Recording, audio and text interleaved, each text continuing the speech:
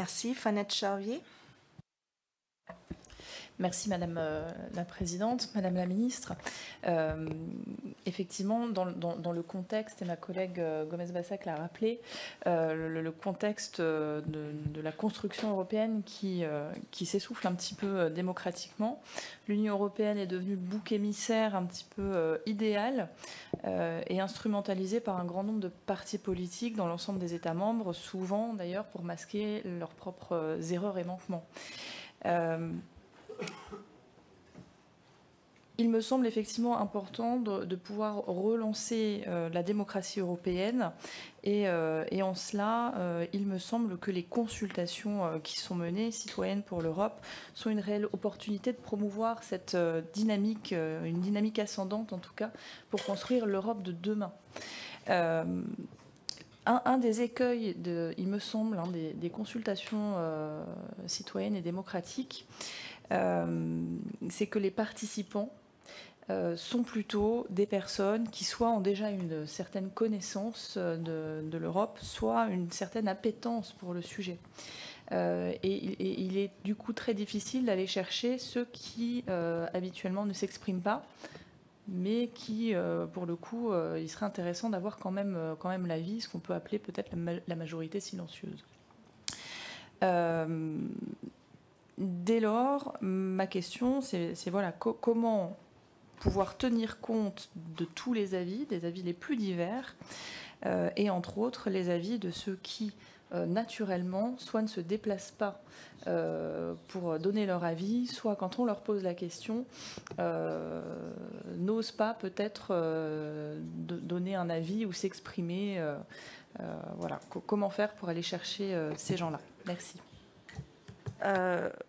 Et plus largement sur la nécessité de toucher tous les milieux, pas seulement les convaincus ou les très hostiles qui se mobilisent aussi.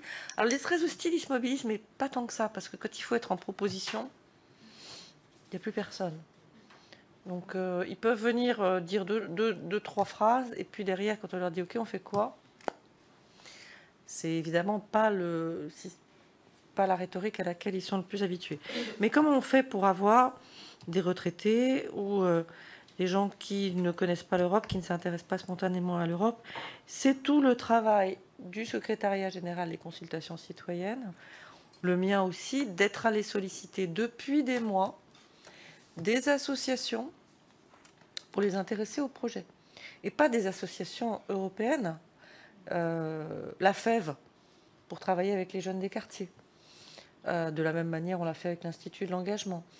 Des associations de quartier, je pense à ce qu'on a fait par exemple à Saint-Omer, puisqu'on parlait Pas-de-Calais. Dans la même journée, on avait des associations de quartier, on avait la mission locale, on avait une association de réfugiés. Aucun de ces publics-là n'étaient des publics qui spontanément nous débattaient d'Europe. Or, ils l'ont fait ce jour-là, et justement par petits ateliers, et on les a rassemblés. Avec Valérie Gomez-Bassac, on était dans une agence Pôle emploi à Brignoles.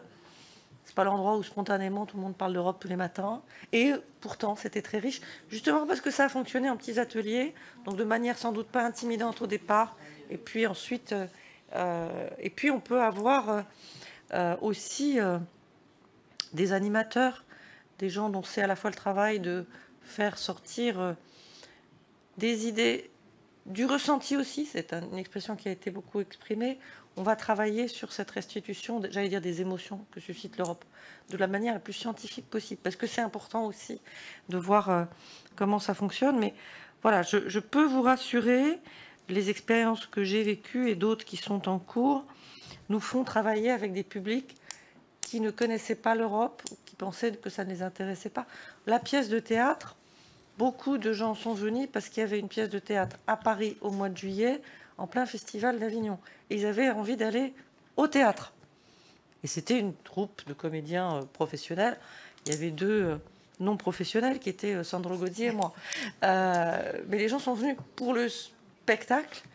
Et à la sortie, dans le foyer du théâtre, on a fait une consultation citoyenne. Et d'un seul coup, ils étaient très agités par ce qu'ils avaient entendu, parce que la pièce est bien faite. Je vous la recommande. C'est une petite troupe de Marseille, je crois, au départ, enfin de Provence en tout cas.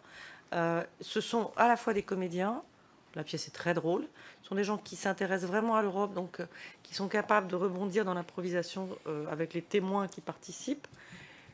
Donc c'est de bonne qualité sur le fond, on ne dit pas n'importe quoi, c'est très attrayant sur la forme, et c'est très questionnant. Les gens sortent de là en se disant, tiens, mais au fait, dans le fond, j'en pense quoi? Donc c'est un moyen intéressant d'avoir des publics qui ne sont pas forcément des militants pro-européens ou des militants anti-européens.